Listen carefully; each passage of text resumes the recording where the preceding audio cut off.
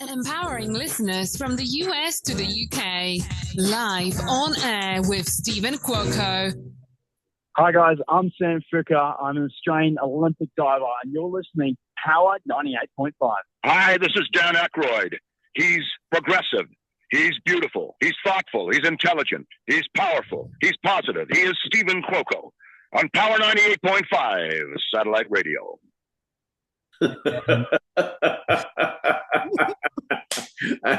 He's all those things and more. He's all that and a bag of chips. Oh my God, I haven't heard that saying in a long time. I like that. He's all that and a bag of chips. Thank you so much, Mr. William Sadler. Thank you to everyone who is tuning in to Live on Air with Stephen Cuoco on Power 98.5 satellite radio. Whether you're listening to us on the iOS or Android app, power985.com.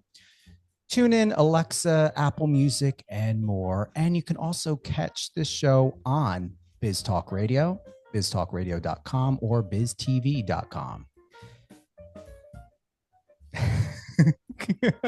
I'm still getting, I'm still loving this backdrop. I mean, man, if I could have that in my house, Phil. Oh. It's a very old house.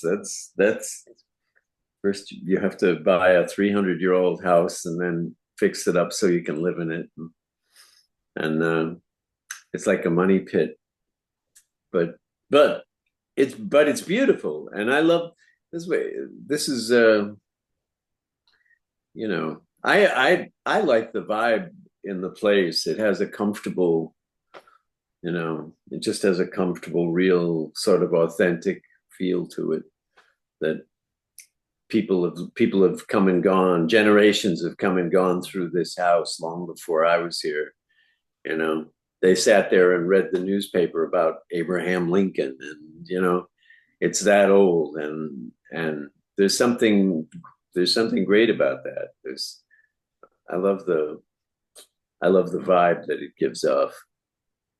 Yeah, the architecture's got to be, I like the visual tension of it not being completely polished. Right. It works. Right. Well, nothing in my life is completely polished, Stephen. Yeah. So you're looking polished today. I mean, thank you. I put a shirt on for you. It's like I dressed up. And I'm worth it. And so are you. I have to say happy birthday. You're an April baby. I am. April 13th. April 9th. Wow. Aries? We're both Aries. Who knew? Mm-hmm. Mm-hmm. I have no idea what that means. I've never been a consumer of, oh, she's Sagittarius. Of course she's that way, with Cancer rising and feces in the back room. I don't have the foggiest idea what any of the astrology means. I would say because you're very introverted. I like that about you. You have this pause about you. There's a care to taking a pause, taking a breath is what I noticed with you, especially with your past interviews that I greatly enjoyed. I went all the way back to 1990, 1991. I was watching you on, what's this show you were on? Bobby Wygant. Do you remember that? 1990, you were talking about Die Hard 2. Bobby Wygant. Now I'm sorry. My apologies to Bobby. I don't. They blur together after a certain number of decades. What I like is I was going through the comments. This is by Christopher Dean. He wrote that you are such an underrated talent. Alexander Aber wrote, I like William Sadler as Colonel Stewart. I like when he plays the antagonist, if I'm even pronouncing that. A great actor, builds the whole movie in Die Hard 2 gripping. People are paying attention to you. Whoa. Oh, yeah.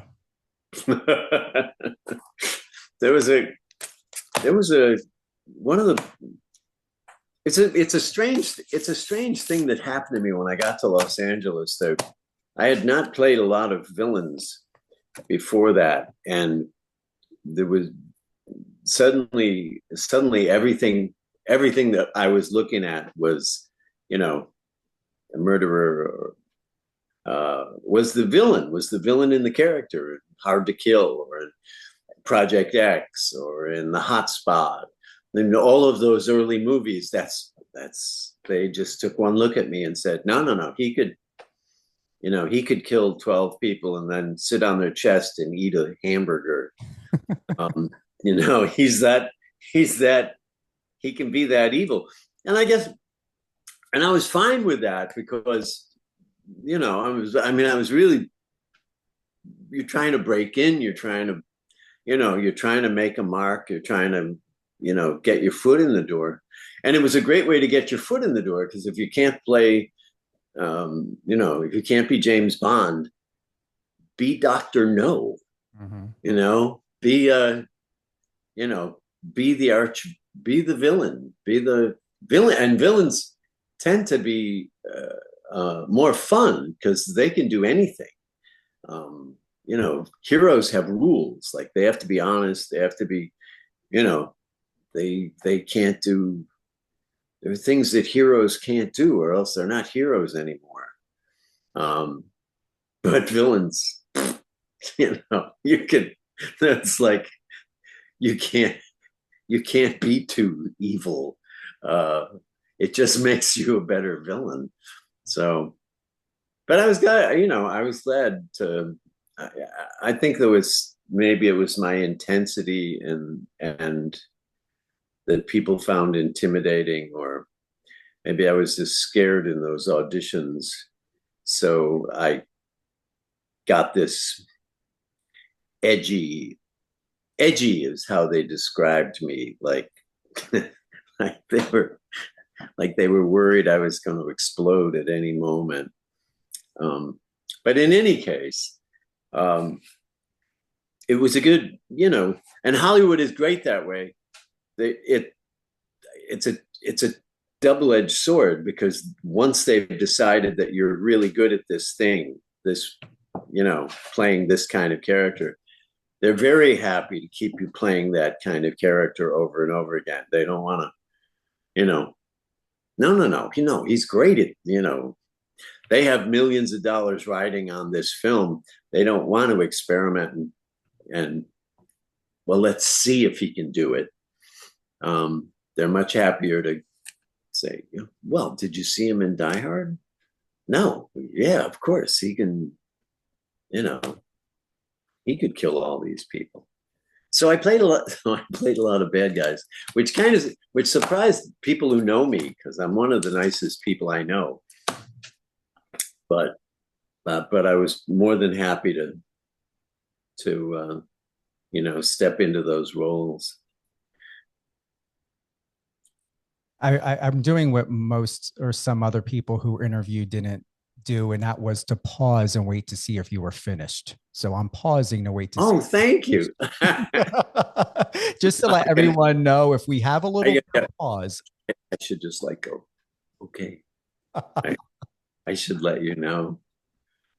No, Hollywood was, I did a lot of theater before I got to Los Angeles. A lot of theater. I was 11 years in New York, and off Broadway and on Broadway for a year and a half in Biloxi Blues. And there's something about that, that kind of training, that 8 shows a week, live, no net, no one can save you. You and your fellow actors have this 2 hours and that 1,100 people who paid to see something. And you just, 7:30 comes around, you got to cook it up every single show, or else they don't get whatever they paid, $200 or whatever they paid for their tickets worth. And I think it's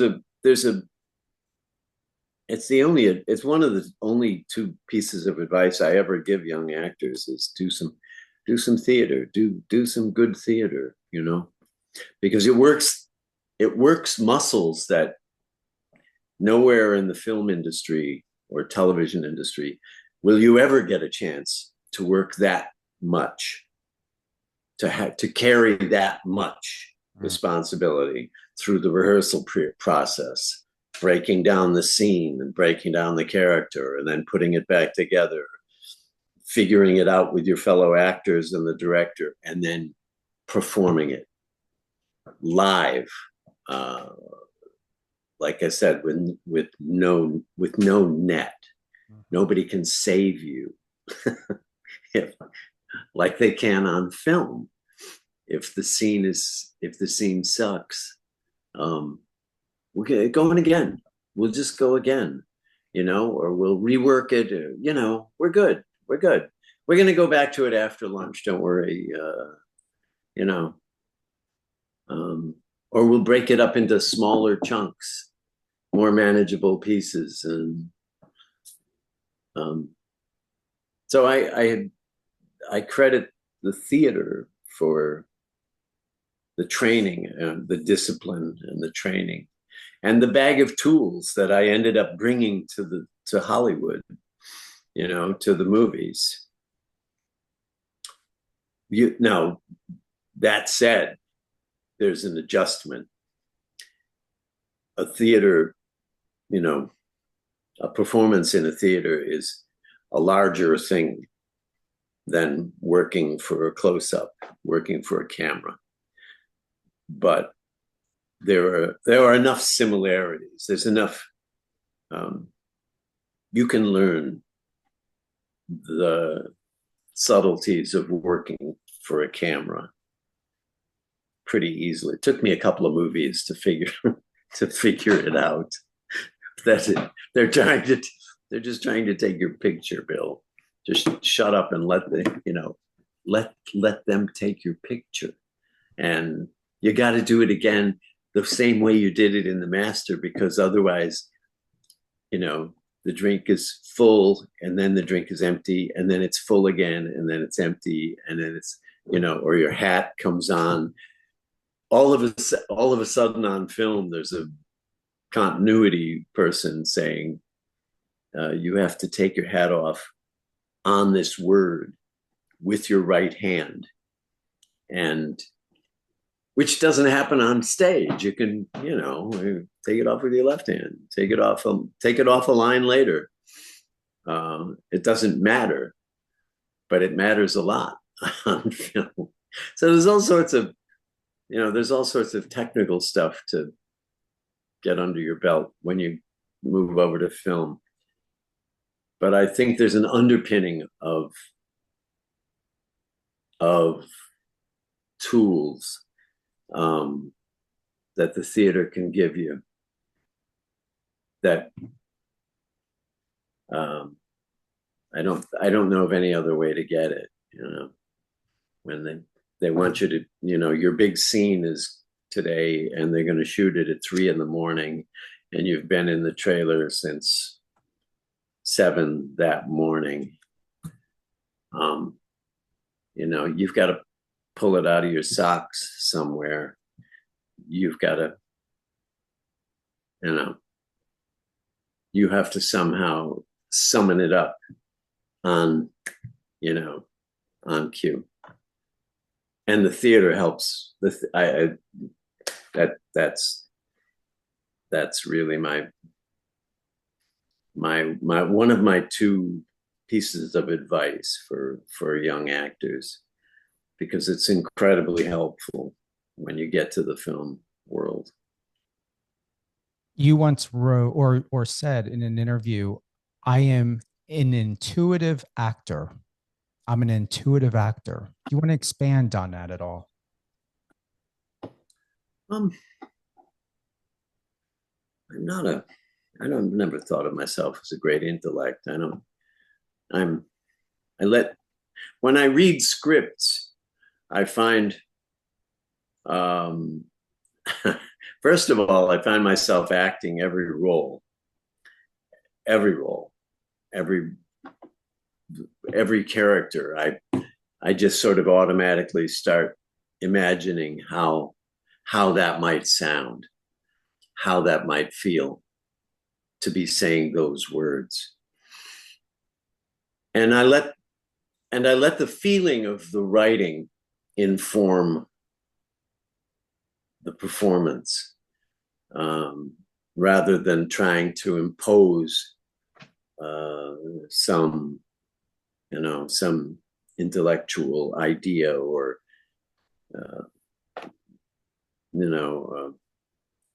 a stage direction or something.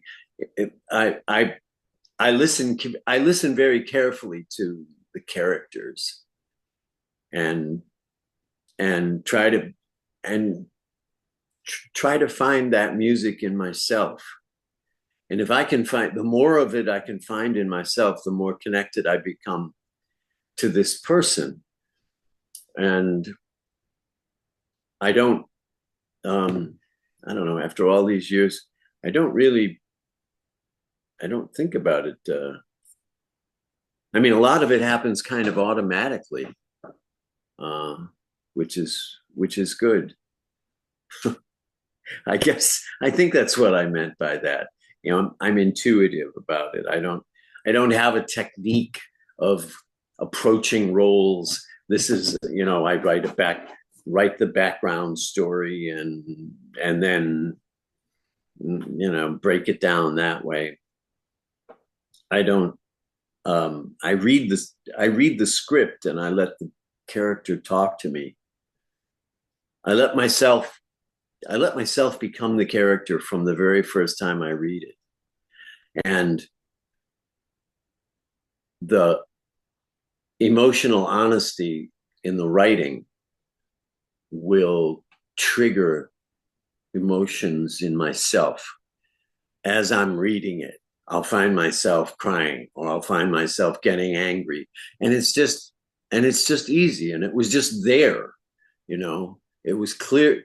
It was clearly, I mean, whether it was what the writer had set out to do or not, it's there and it's powerful and it's real. I mean, it's real enough. and so I'm instinctive that way, and I try to trust my instincts about things. They haven't let me down, I don't think. So someone out there is going to say, yeah, what about that role that you really sucked? I've actually run into directors that my instinct about a scene will be so at odds with what they have in mind that I try to accommodate what they're professionals. They've looked at this scene. They have a vision for the way this is supposed to go, blah, blah, blah. And every once in a blue moon, I'll run across a director whose instincts about something are just diametrically opposed to my instincts about that. And, we muddle through it somehow, but I tend not to work with them again. Just, I don't want to bad mouth. I'm not going to name names, but it does happen, they come at it with, they have a vision, they have a vision, and if I have strong instincts about the scene that are at odds with that vision, we're, one of us is going to have to bend. and I'll try things. I can try on other shoes, but it's I'm always more honest and more believable when I let my own emotions take the wheel and run the scene. And it's one of my favorite things. You finish a take and look around the room and everybody's going, holy shit, that was, okay, next scene, when it surprised everybody, and it's including myself. I don't plan it out. I don't plan these things out word by word, sentence by sentence. I let the words push me along. It goes back to, and I'm glad you expanded on that, Bill. You said that you believe to give yourself over to the words. And it's true, because you just expressed, that again, is that you give yourself over to the words. And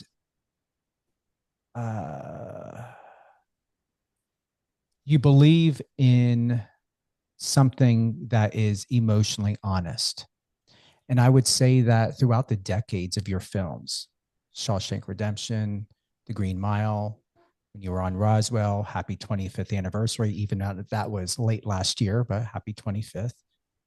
You're always you in every part that I've seen. Yet even in this interview, you're not acting. You're showing up as yourself, as William Sadler. There's a consciousness to you.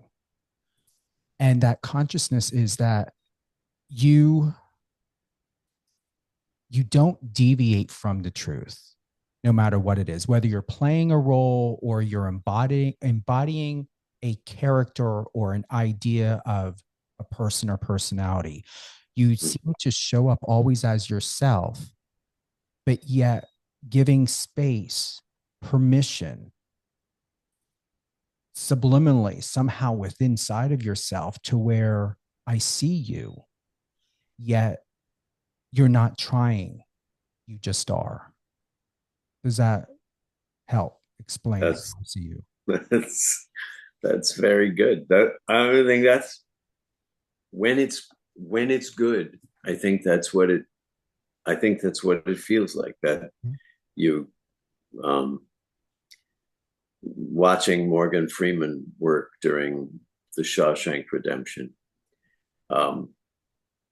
There's a kind of, and working with people of that caliber, working with, James Whitmore and Morgan Freeman and Tim Robbins and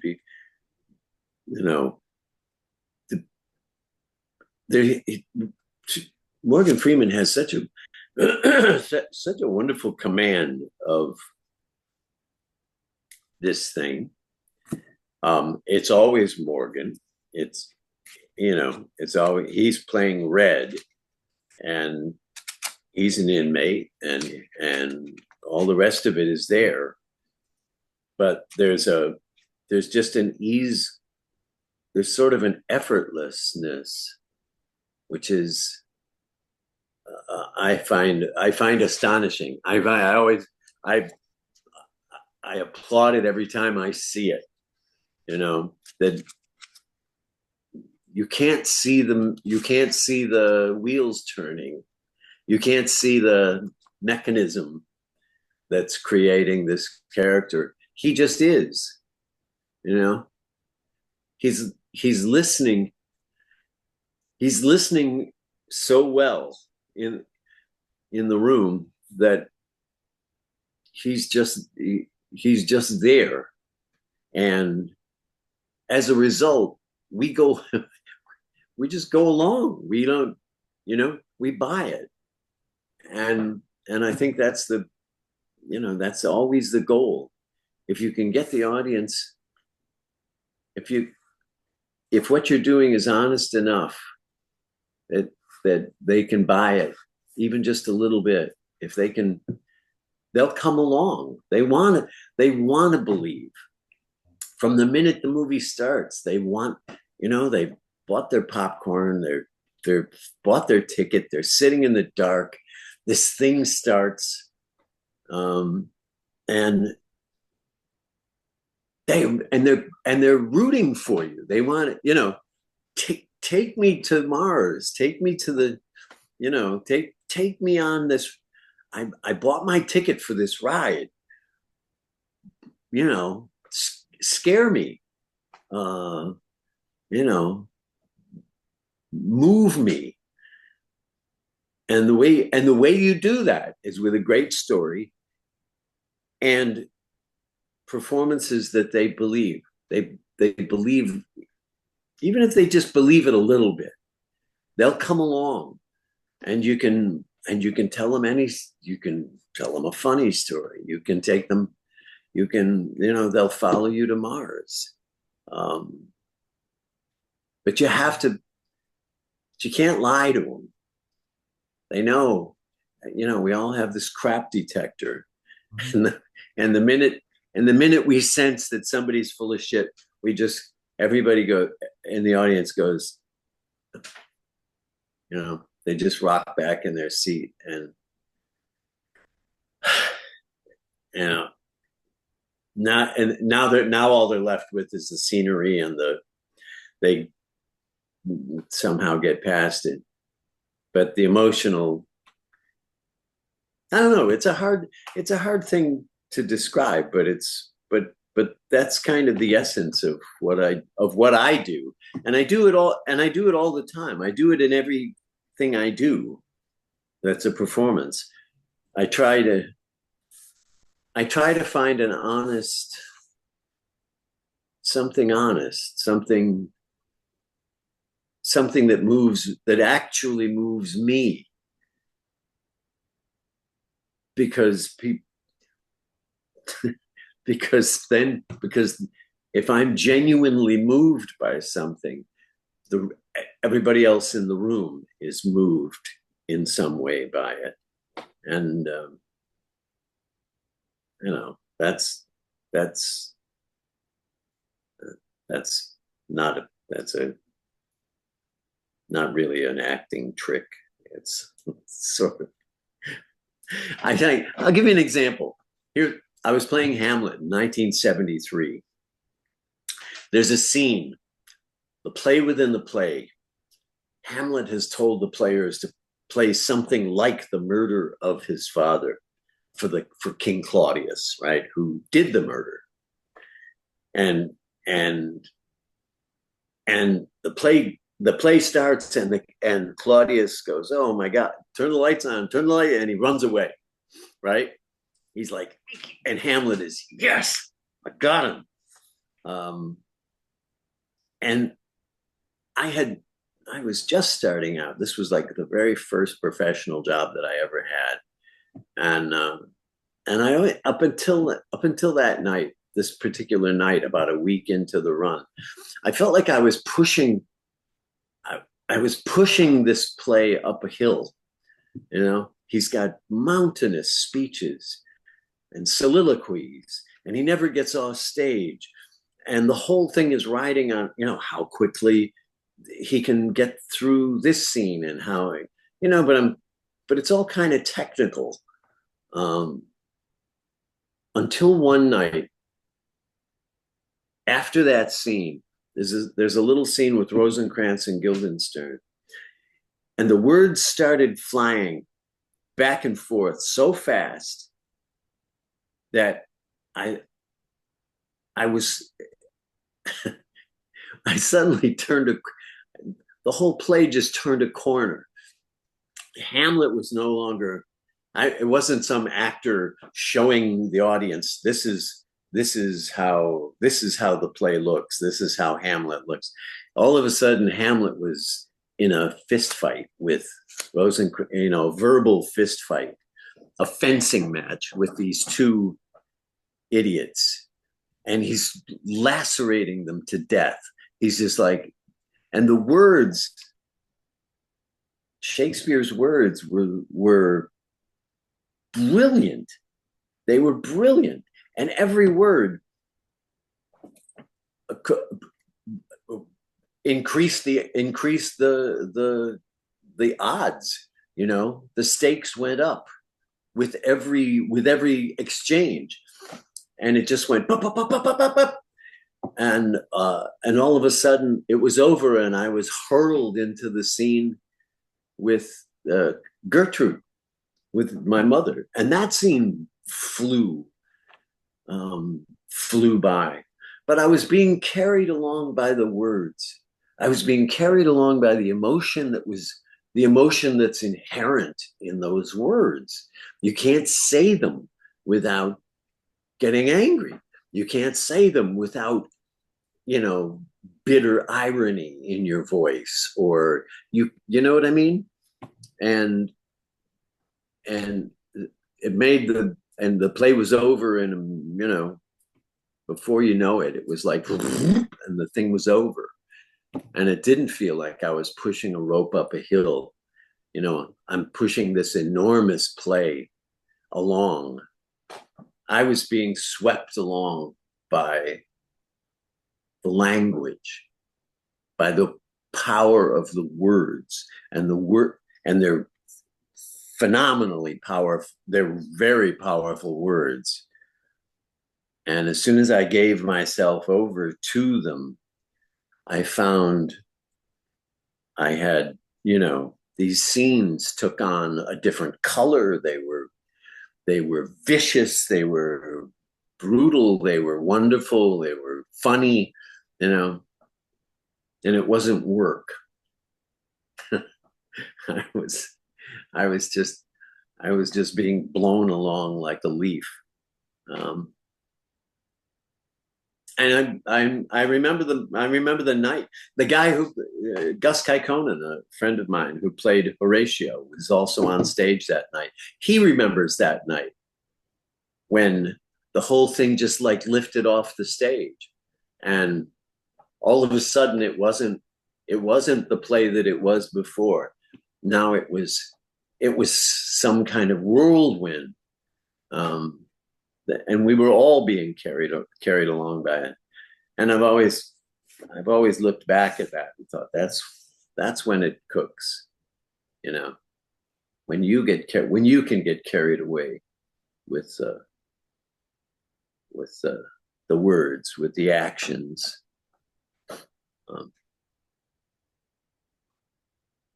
Then you've done it, you know. Then you can go to bed at night. Say, yeah, I did it. I did a good job there. If anyone were to have a question for you, Bill, why yes, act? You just answered it. What? If anybody ever had a question to ask you why acting, you just answered it. Just answered it. Why? You mean why acting in general? Why did I choose this and not? I didn't keep working at the cheese factory in Buffalo. And I know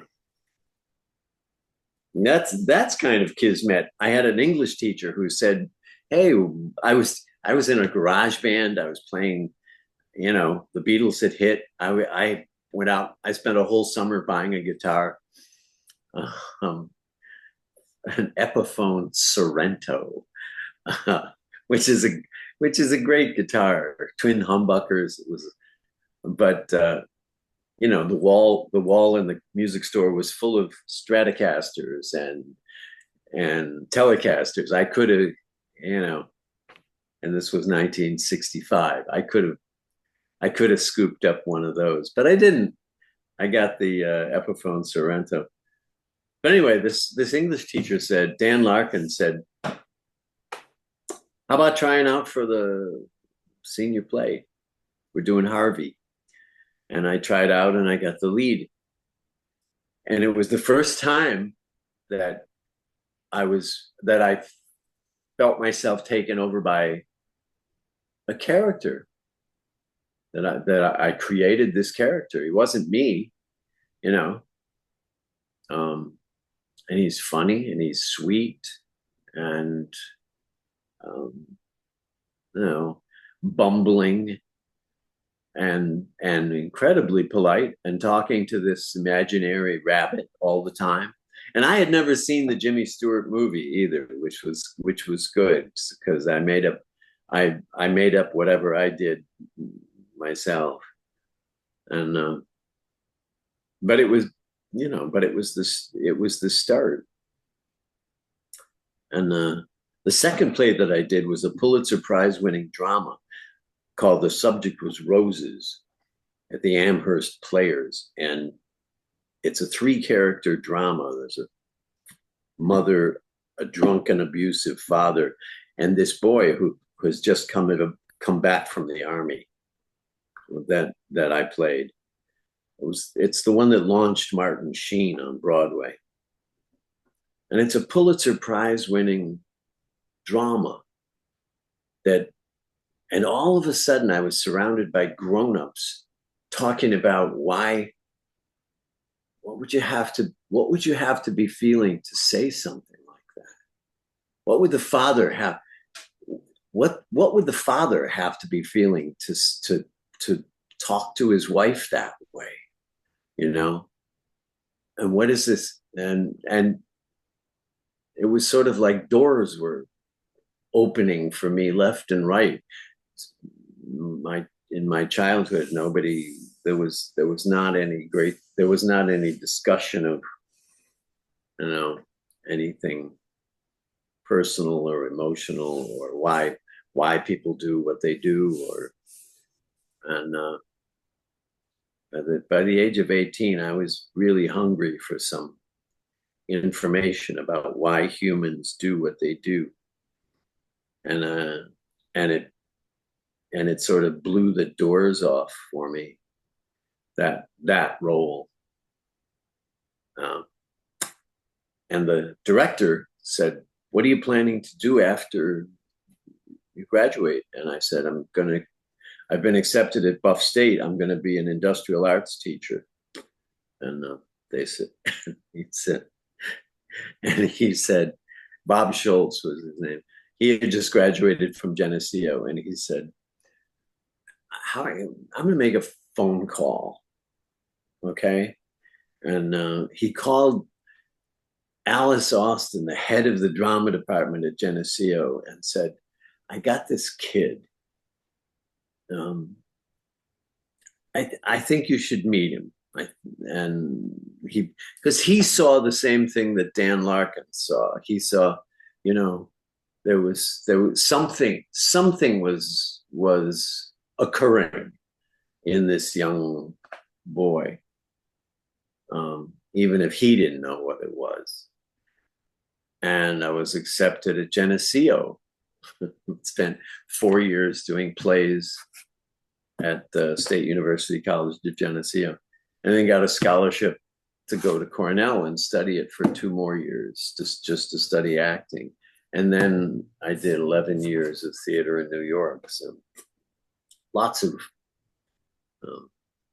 theater before I ever got to my movies. Anyway, that's my origin story. Where is Banjo Bill Sadler now? And what do you think he would be doing at this moment if you weren't acting?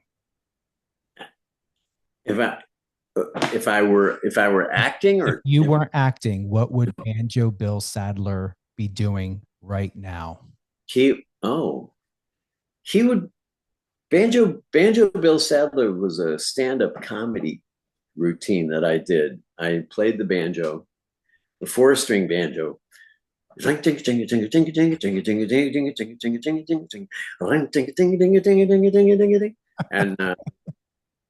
like that. It wasn't the Earl Scruggs. I wanted to learn the Earl Scruggs things. I'd seen Bonnie and Clyde, and I wanted to learn the Foggy Mountain Breakdown,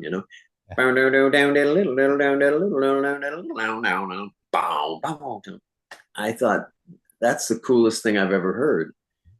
And I was in a folk band already. So I played the banjo and I told jokes, and they were awful jokes. They were bad jokes about doctors. Most of them came from my father. They're about doctors and how much they charge, and just, you know. But I won 2 variety shows. I won the second place in the first variety show and first place in the second variety show, and as Banjo Bill Sadler. And everybody at high school now still calls me Banjo. Hey, Banjo. So if I were doing him now, I guess I don't know. I guess I'd be doing the comedy circuit. I don't know where I would have taken Banjo Bill by now. Maybe he'd have his own. They were terrible jokes though. So, and when I started reading, Pulitzer Prize winning plays, I realized there were people who wrote better stuff than me. I was smart enough to realize that there were, Chekhov was a better writer than you are, Bill. And,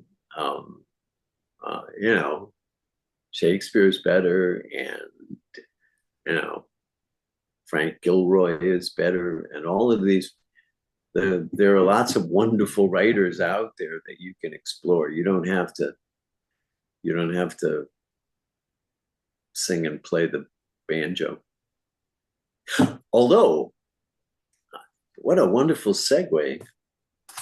Getting to the kitchen tapes. Yeah, there we go. I should put in a plug for this. Yes, please. The money goes to St. Jude's. I wrote them all. I sing them all. I'm accompanied by Denny Bonet, who is an extraordinary violinist, Carnegie Hall violinist, and John Colbert, who played piano with John Lennon, and some other wonderful musicians. And it's called The Kitchen Tapes. The vinyl is $25. The CD's $15. If you go to therealwilliamsadler.com, you can order them, and the money goes to St. Jude's Children's Hospital. So you can feel good. You can feel good about what enjoy the music, and then enjoy the fact that you're helping those kids. Yeah. So I don't. And I know there's this awful prejudice about actors who perform music and write music and sing music. I mean, there really is. It's William Shatner didn't do us any favors when he did Rocket Man. Elton John's Rocket Man with a cigarette on TV. Rocket Man. Burning out our fuses out there alone. It's like, oh, Bill, and I get it. I get it. I think Leonard Nimoy did an album. And there are lots of them. There are lots of actors who do music. I've been writing songs since I was a little kid, and I finally, during the pandemic, I thought, well, I'm going to record them. I can't work. Everything's shut down now. So why don't I get together with friends and record these things? So I did. And it came out really well. And I think there'll be another album shortly as well, because music has always been a big part of my life. It's another one of those things that just short circuits and goes right to the emotions. There's very little technical that impresses people about songs. What impresses them is how quickly they get moved by those words and that tune, you know. So I've always been fascinated by that, and taking care of my wife for the last 2.5 years, so I've had a lot of time to write new songs. So I think there's a second album coming. And a tour? Any little mini tours at all for this, for the kitchen tapes? I haven't. You know what? I think I should. Now that you mention it, Stephen, I think I ought to just get off my ass and take it on the road. I'm gonna do. I'm gonna do an evening of my songs at the Town Crier Cafe in Beacon, New York, on May 16th. Oh wow! Okay. From 6 o'clock until 8 o'clock. And there's no cover. But they serve food and drinks, and the bar is open, and people, you can come and go. And I have a couple of friends who are going to play mandolins and things behind my songs, and so it should be fun, or at least a quiet place to rehearse, or both. Or both. I've not taken things on the road. When Marnie, or wife, was alive, COVID, I mean, you couldn't go out, you couldn't go on tour. And then she got ill, and I stayed here to take care of her. So I wouldn't even know how to set up a tour. How do you do that? If someone in your audience knows how to set up a tour, like gigs, they should come to the Town Crier Cafe and catch the show, and then help me figure out the venues that it would work in. Maybe I play college campuses across the country, or I would say start out local. My when you say this, and by all means, get audience reviews, or whether you're watching this on YouTube when this goes up, or you want to comment on any one of your favorite podcast platforms of Live on Air with Stephen Cuoco. I would recommend looking at what's not going to be an inconvenience for you, Bill, of local venues. Could even be if you got a casino near you, whatever. I'm assuming it wouldn't be that hard to get you booked. But a lot of times things are on ticket sales. So it's basically finding out what the requirements are from either the bars, the pubs, the theaters, or the casinos. Right. Finding out what the maximum capacity is for what you're allotted for ticket sales, or how you want to do tickets, or if you want to do a promo on your website. Maybe if somebody purchases the vinyl or CD, they could get $5 off the ticket. Or if they purchase 2, they get a complimentary free ticket plus guest. You can do anything with this. Like if you were, let's say if it was, the Beacon, and if they would be like, okay, Bill, we're going to give you 50 tickets. And let's say the tickets are $5 a piece. You could decide that you want to pay for 20 of those tickets, and then offer a free ticket or complimentary ticket for each CD or vinyl that is sold. Right. A win-win. That would be perfect. That would be perfect. I hadn't really. It's funny. Denny Bonet plays. She and a guitarist named Chris Flynn tour around. I don't know how they book themselves, or if they have a manager who books them, but they've invited me any number of times to come and play with them, and I would. I just haven't been available until just very recently. But I'm available now. So, but they do. But I'm sure I can. I'm sure I can figure it out. And that's an interesting idea. Start local and work out from there. And the reason why I recommend that is from a PR perspective, and then also understanding from working with musicians before, is you want to basically have, just in case, the politics of if a venue or an event space were to ask to prove ticket sales, you can be like, I sold 200 at this venue that had the maximum. I sold 200 tickets, but the maximum capacity was 300. But we left room for walk-ins. I mean, honestly, any questions you have, I'm confident that I can answer and give you any if it's really what you want to do. I mean, it's why wait for someone to answer it when I know I can give you the best advice. I trust myself enough that I know what I'm talking about. Okay. I do.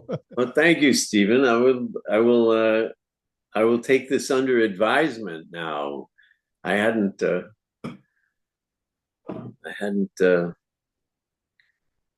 know. I'm in the midst of getting over personal loss here that may take a little while, but I enjoy the singing and I enjoy the writing, and and a lot of the songs are funny. I grew up on, Roger Miller and Homer and Jethro and funny country songs. Alan Sherman music filled my house when I was a little kid.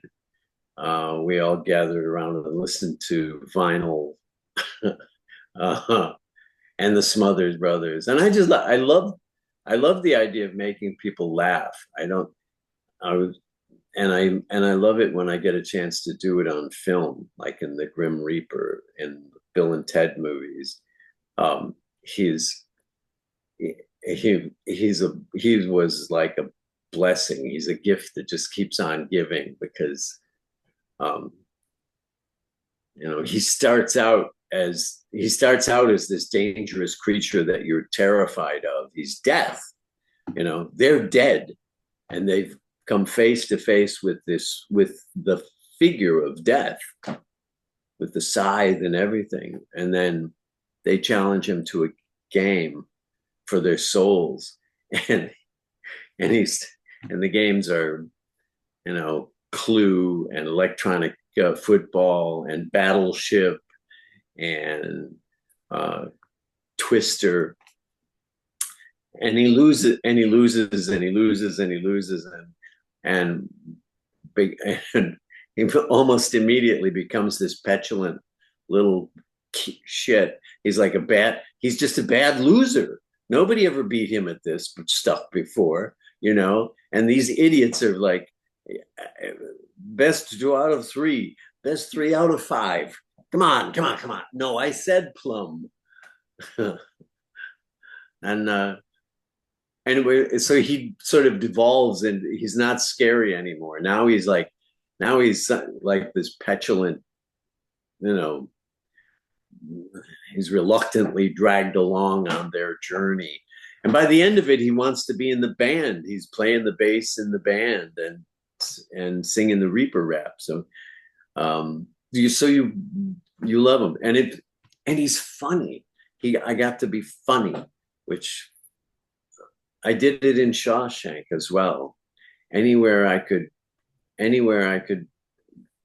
bring a note, like that was, it was joyful. I love making people laugh.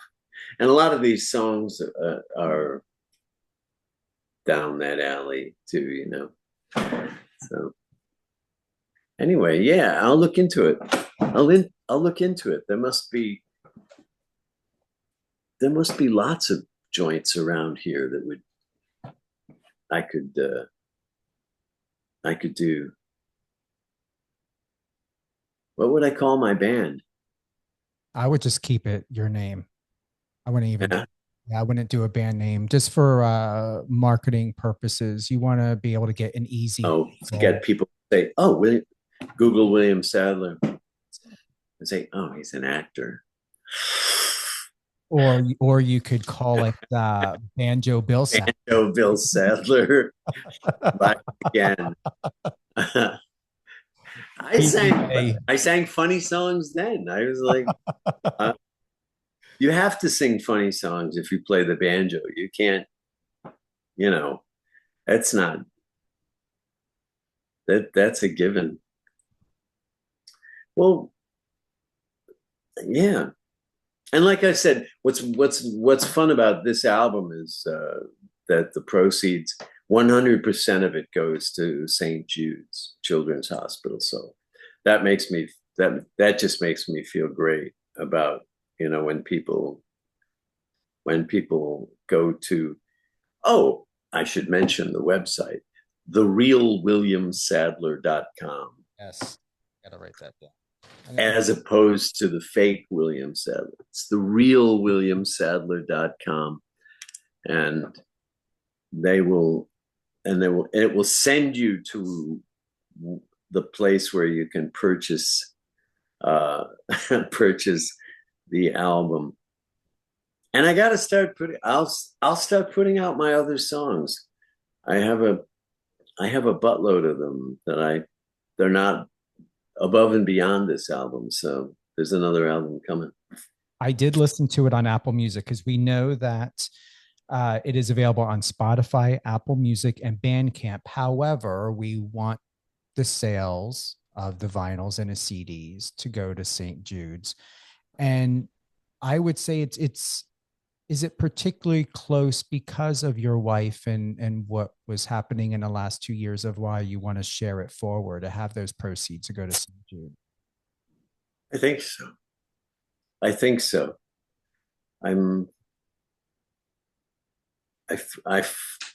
This has been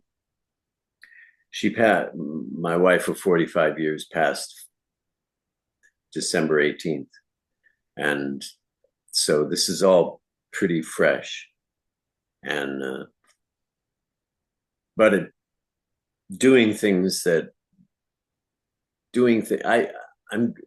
I'm grateful for what we had. That's a hell of a run. Shows don't run that long. We had what we had lasted and lasted and lasted through thick and thin, and there was lots of thin. There was lots of thick and there was lots of thin. But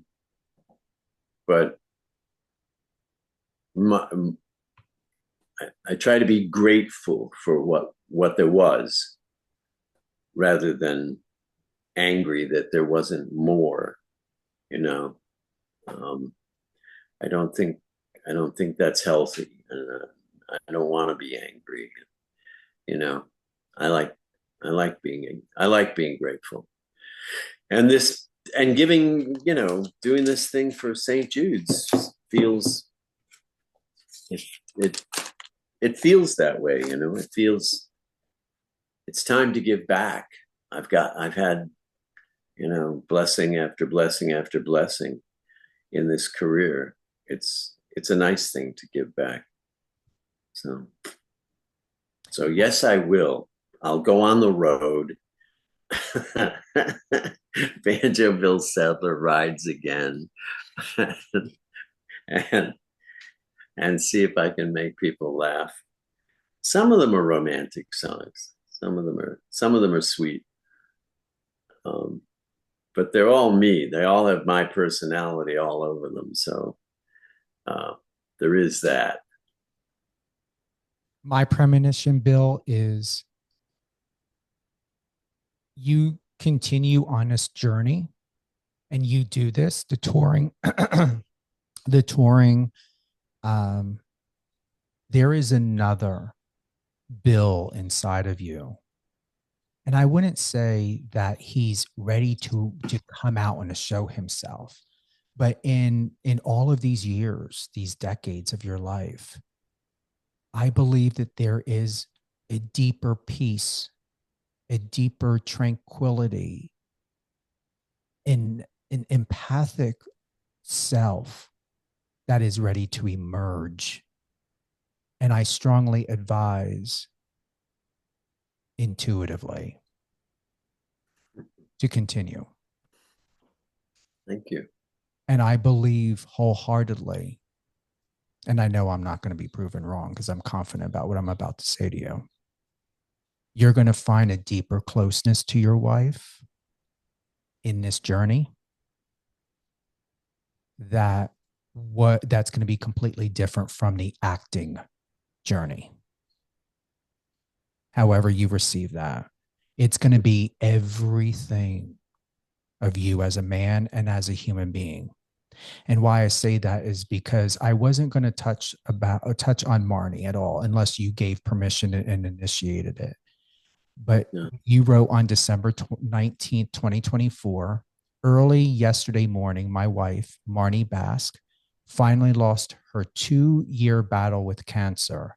After 45 years of marriage, I can't put this into words yet. With time and a little distance, I may find it easier. I want to thank you all for your patience and kind words. And in that photo, when I look at that bill of you sitting at the table with your wife, Marnie, I feel as though my interpretation of that message is there was something about yourself that you put on pause for your wife and for that marriage. And in your music journey, I believe that bill that took a couple steps back to be that husband, to be that love for that marriage and for your wife, that's who I see emerging more and more. And I see him even as I look at you now, beyond your success. Thank you. You're welcome. Thank you.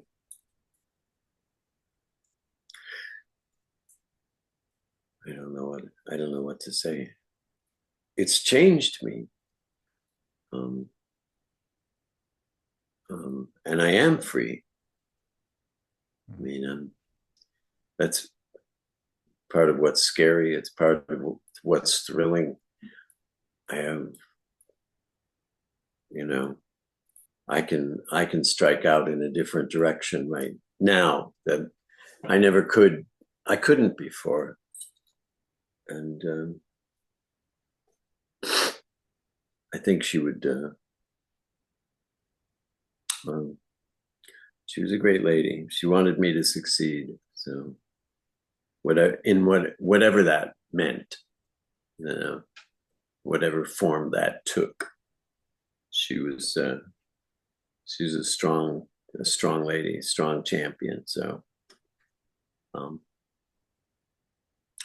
yeah, I don't know. I'm curious to see how this works out. I can't imagine feeling this way forever. I have to get back on the horse and do something, And I'm glad I waited for this. Where do I have it?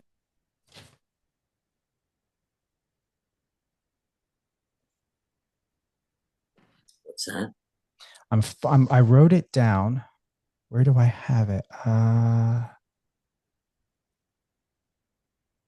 Nope, it's not that. I guess I didn't write it down, but I do remember it. And it came from that 1990 interview. And I may have to slightly paraphrase here. Okay.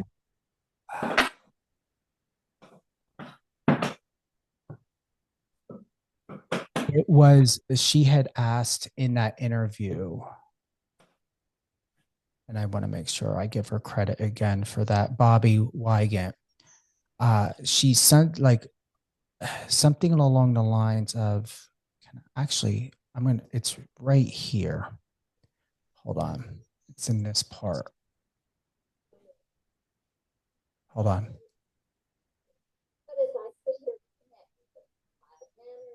Hold on.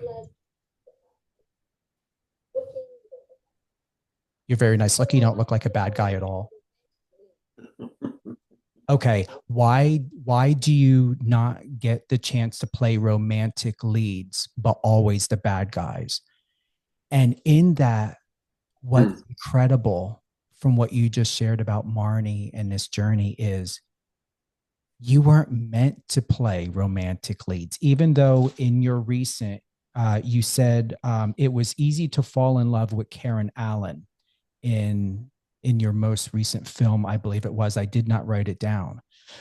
But when I watched that clip back in 1990, I believe whether before you came to this universe, Bill, or whatever, wherever the conversation happened, I believe you took an oath that you were not going to play a love to someone else or for someone else, because you had already destined and committed yourself and that love to your wife, Marnie. And I believe you would have found it disrespectful to be playing love roles or love interest, even in film, because what I found in my research on how you've expressed yourself, especially on Twitter, that the only love of your life that was center stage and that only had permission to openly be known as your love interest was Marnie. So if it was never understood before, that's what God, the universe, my heart tells me is you were meant to play the opposite of love and to be playing the role of these bad guys because you had already committed well before, probably before even being born, that the love of your life is Marnie. And you didn't need to play a role of love interest with anyone else in film or out of film. So I want to lay that to rest. That may be true. That may be true. There was no, it's funny when I ran into, I guess I was drifting, but when I met her, I imagined myself like a dandelion seed, you know, those things you blow and they blow in the wind and they just kind of drift and go. And then I bumped into her. Quick story. I was in the non-equity ensemble of Joe Papp's production of Henry V, or Henry IV, Part 1, Henry IV, Part 1, with Paul Rudd, the original Paul Rudd, and Meryl Streep and a bunch of other people. But I was in the non-equity ensemble, so I was carrying a spear and fighting the Battle of Agincourt and so on. And one of my fellow actors was Mark Simon, also in the non-equity ensemble. And we both lived in the East Village, and so did Marnie. I had found a place for $150 on East 7th Street, which I split with another actor, Brad Gottland, because I couldn't afford $150. And she lived on East 5th Street between 2nd and 3rd. But we had never met. And Mark used to go after rehearsals. Mark was gay. And he would hang out with Marnie and say, he would leave rehearsals and go meet with Marnie and say, I met this guy and he's so cute. He's like, I don't know if he's straight, but he's funny and he's cute. And apparently Marnie and Mark sort of split the East Village up. Some of them were for her and some of them were for him. And the East Village just went that way. You know, there were bathhouses and, you know, she had boyfriends and so on. But she came to see the show one night. It was the 3rd of July, 1976, the night before the bicentennial. So there were fireworks in the sky and the tall ships were there and so on.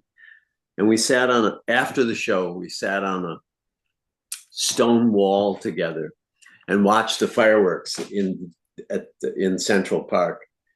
on the 3rd of July, and she said, she later said, I had this little bowl haircut, this Elizabethan bowl haircut, right? And a suntan. So I'd been out working in the sun all summer. And she said, that's interesting. That's interesting. Maybe he's for me. So we ended up going to the, she gave me her business card. And I was flabbergasted that she had a business card. I was like, wow,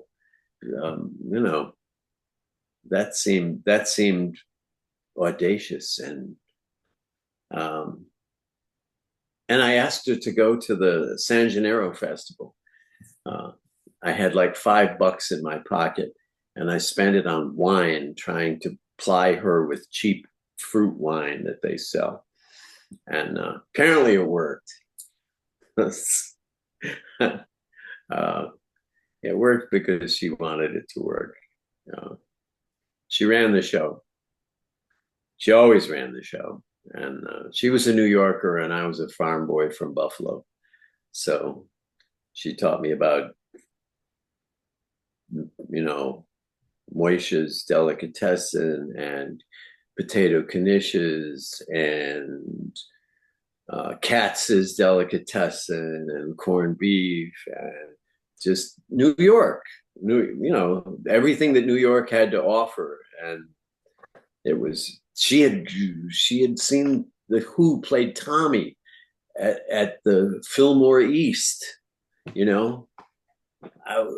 she was this wise, and she was a great teacher, taught me a lot. So anyway, I don't know how that came up, but that is how we met. It was kismet. I wasn't destined to go with Mark, I guess. No, although I found him very interesting, but Marnie won out. I'm happy for you. I look at you, and there's such an enrichment, even in what you just shared. And I want to thank you for that. To be able to have the privilege of you giving me permission to step into your life and to see that, because I saw it in my head. And I'm here for you anytime. Phone call away. You got my number. Seriously. Thank you, Stephen. You're welcome. And I'm going to tell you, I believe the universe, and I know, brings people in my life at the right time. And the way everything fell together, the way it was all put together of you and I to be able to be in this moment now. Because you remember, you just got a point blank call. Yeah, I got a cold call out of the blue by this pushy guy from New Jersey. He said, I do this radio show, and I want you to do it. And I said, okay, sure, whatever. I'm glad I said yes. Thank you. It's nice. It's really nice meeting you. You too. What is next for you, Bill? Because once again, you were just in a recent film with Karen Allen. Do you want to touch on that a little bit? Because that, I believe in one of your most recent interviews, that was something that you had, and I'm slightly paraphrasing again. I believe you said you wouldn't have done or been able to do 20 years ago, but there was this refinement that you needed in order to take on that role. So I don't know much about this film, but you want to tell us about it? It was written by Sarah Schwartz, and it's a story of her father. It's based on her father's life and the end of her father's life. It's the story of a couple who've been together for a very long time, and they love each other. They have a simple life. He was an electrician. Now he's kind of retired, and she's works at the library in the town. And she was a writer when he met her. Had one book published that nobody takes out of the library now. but they've had this, they've had this great long life, and he gets a bad diagnosis, and she,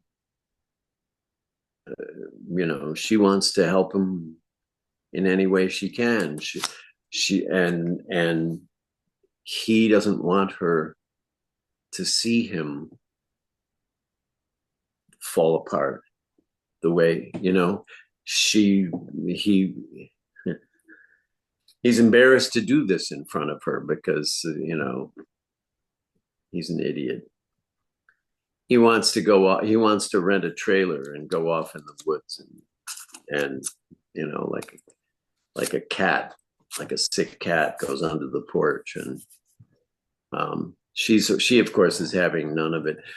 But the experience of doing this play, this movie, was extraordinary because I don't get to play. I sometimes feel like I get to sit down at the piano, and I'm a trained pianist. I'm a concert pianist, and I get to play. They say these are the notes you can play from here to here. You're the bad guy, you're the blackmailer, you're this, you're the that, you're the politician who's trying to do that. And in this one, the entire keyboard was available. He loves her, and they fight and they make up and they wrestle with this issue. And it's just a beautiful movie about two wonderful people who work something out that satisfies both of their needs in a way that it's just a very human story that I don't get to tell. I don't get to tell human stories very often. I'm the president in Iron Man 3, or I'm Chesty Puller in the Pacific for HBO, and we're fighting in Guadalcanal. So I'm the tough ass. There were, the keys that I'm allowed to play are from here to here. You can't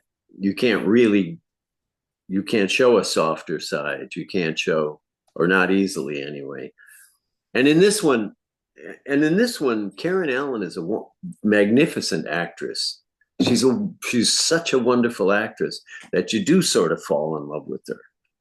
And I kept thinking, I felt like I'd gone to Oz, Oh my God. It was a low budget film. I think we shot it in 18 days for, $1.98. And we're getting dressed in a barn and so on. But the heart of the story was so rich and so good. And the work back and forth between the two of us, the amount of listening that happened was extraordinary, was just extraordinary. It was, and I felt very fortunate to have been given a chance to do that, because it doesn't come along for me in my career. That sort of thing doesn't come along often. It was a first, and my acting, I felt, was better than I've ever. More effortless, more honest, and more effortless than it's ever been in my life. And Marnie had just started to get sick with this thing. And so I had that going in the back of my head. I knew that, talking about terminal conditions was playing in the back of my head the whole time. I knew what I was talking about. And it was moving me in good ways. So that was the movie, and it's called A Stage of Twilight, and I think you can see it on Netflix or search it. It's available. It's out there. A Stage of Twilight.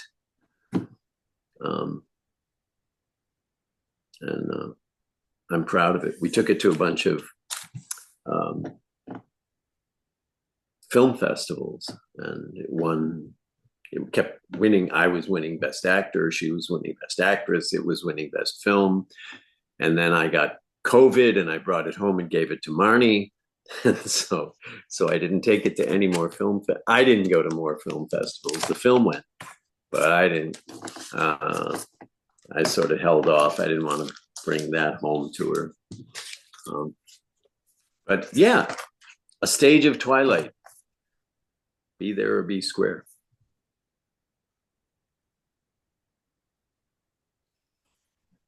Hold on. That's not what I wanted. This is what I want. I'm sorry? I was looking for my outgoing music. Oh.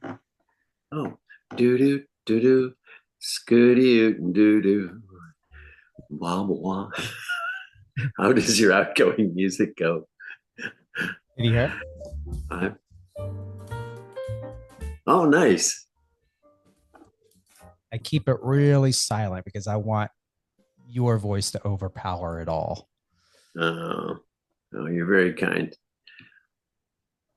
Is there anything else that you want to touch on at all? I believe that we covered a lot of great things here. I think the only thing is in a funny way, there's a new chapter has begun that I never would have asked for this chapter to start this way, but I feel that it's begun, and I'm not the same actor that I was. I'm much more full and much more available, emotionally available than I ever was before.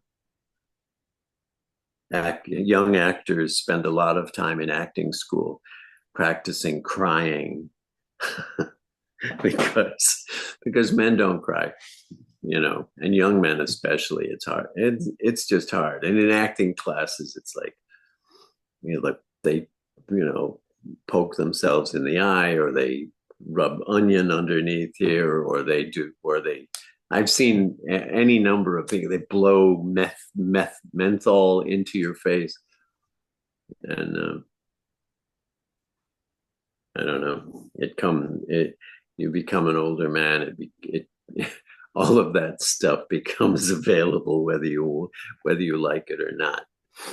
So I feel like there's this new chapter. We'll see. The story isn't over yet. Far from it. And I did find what in your interview, what she said, why aren't you playing romantic leads instead of bad guys? And I'm going to say now in your journey, Bill,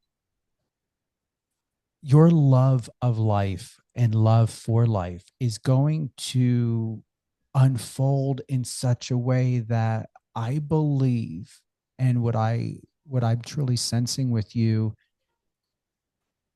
it's going to be whatever it is that you want to experience. Whatever you put on pause all those decades ago, whatever you did when you were younger. And I remember when you had said, you said when your mom got mad at you, she called you by your full name, William Thomas Sadler. I'm going to say, live your life. And you won't have to hear your mom go William Thomas Sadler, because William you're living. Sadler, you get in here this minute. Wait till your father gets home. Yeah. No, I don't know. I'll keep the William Sadler. I don't want to give away. I don't want to give up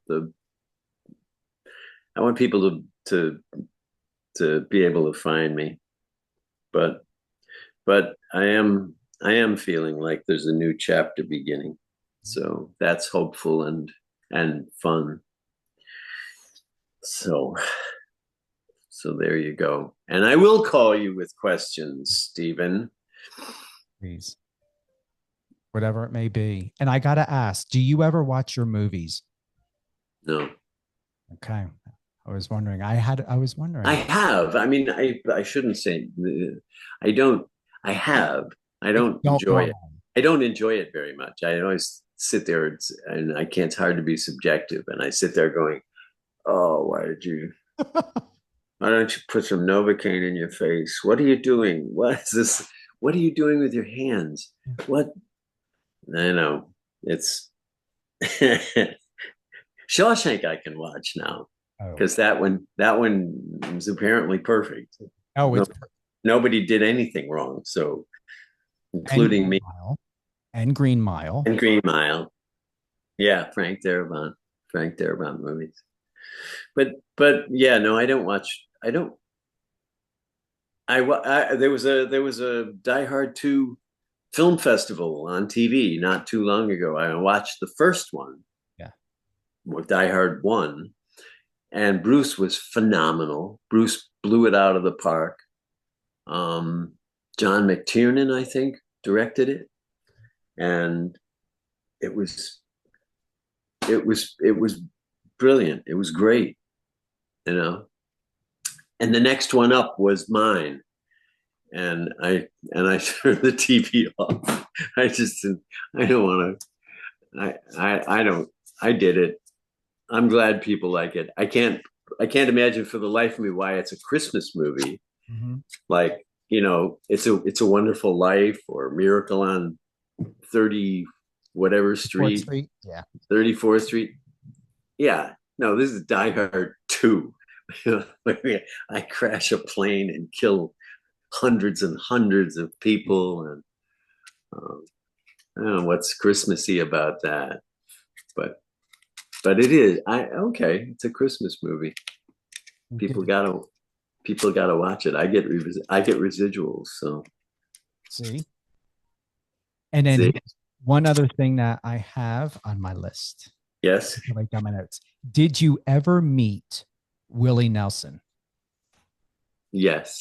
Did you? What was that like? I wrote a song that I thought he would like. It was, and I wrote it, and I take on these characters when I'm writing too. I can't help it. And then I take on the character when I'm singing it as well. And I made a recording of it. I chased him down I was in Austin filming, and I chased him down on the Pedernales golf course and handed him the cassette, and he didn't want it. So that was that. But he was very sweet. He's a little tiny guy. And the second time I met him, I was invited to come backstage to his trailer. He was doing a double bill with Ray Charles at the Universal Amphitheater. And Ray Charles went on first, and then the second half of the show was Willie Nelson. So I went in Willie's trailer, and Dwayne "The Rock" Johnson was there, right? And Willie was sitting at a table with a mountain of pot in front of him. Just this mountain. It was like a foot tall. Somebody had dumped like a bushel basket of marijuana on his table. And he was rolling joints the size of my finger and lighting them one after another and handing them. And when Willie Nelson hands you a joint, whether you smoke or not, you take the joint and take a hit. And he just kept, and it kept going around until Dwayne Johnson and me were like, well, I couldn't talk anymore. I was like, I had retreated into the haze of marijuana. and Willie, I think his sister came out and braided his hair, and he pulled out his wonderful guitar, and he went out there and did his show. I can't understand how he could walk. I couldn't find my seat, you know. I was so screwed up on pot. I'm a cheap date, I have to say. Doesn't take much at all, you know. But yes, I've met Willie Nelson. That's awesome. He did. So there. Thanks for sharing that. And we got to give another shout out to your latest CD. I was surprised by the lack or lion sack of shit. I had to listen to it, and I listened to it twice because I was surprised that you were able to make a song about someone being a sack of shit. In tapes, that's what it's called. They like what? I think I've changed the name to the Cadillac Blues, so it doesn't. But it is the lying sack of shit, and everybody, I think, at some point in their life has had a relationship with someone who is like, I fell in love with her, and I thought this was going to work, and I guess I'll always love you, you lying sack of shit. You know, there's like, it seemed like a universal theme, and so, and it's fun to sing, and I get the audience to sing along with it too, because they've all had their lying sack of shits. It's a great, it is great. And here's the thing, when we think about press marketing, I was wondering if that should be one of the little promo types of things to focus on, is that song. Yeah. Bring a story into it. To kick it off. Yeah. Okay. I've written another one that's a parody of the wreck of the Edmund Fitzgerald. Uh-huh. It's a but it's a parody, and it's a Thanksgiving dinner that's gone terribly wrong. Everybody's getting gas. And it's called The Winds of Thanksgiving. And that's pretty funny. But anyway. Yeah, you got a lot of tracks here on the Kitchen Tapes. A lot of tracks. But they're all good. Any closing thoughts? I know I asked that before, but I mean, like, really nothing. I think we may have covered it. Good. Life goes on, doesn't it? It does. Well, thank you to everyone who's tuned in to Live on Air with Stephen Cuoco on Power 98.5 satellite radio. Remember, if you were unable to listen to this live, it will be available on Biz Talk Radio, but don't go anywhere else. You want to be here with us on power985.com. Download the app, tune in on Alexa. We are available on Apple Music. And remember, this is a radio show, not a podcast, but we are on any one of your favorite podcast platforms: iHeartRadio, Spotify, Apple Music, and wherever else, everywhere else. William Sadler, everyone. Once again, the Kitchen Tapes. And then head on over to, I should not have put my list down, The Real William Sadler, and is it all proceeds to the Kitchen Tapes goes to you can buy the vinyl and the CD. And if you happen to be in Beacon, New York on the 16th of May, at the Town Crier Cafe, there's a 2-hour extravaganza. I'll be singing and playing all my songs, and if nobody's there, it'll be a nice quiet place to practice. So. But it'll be fun. It's a great venue, and the food is good and the drinks are good. So you'll enjoy yourself. Thank you, everyone. Thank you.